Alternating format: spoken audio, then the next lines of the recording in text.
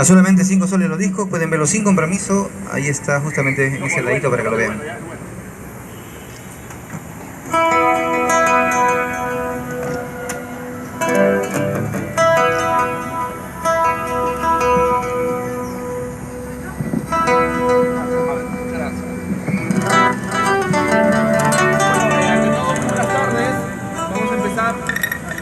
Les explico rápidamente.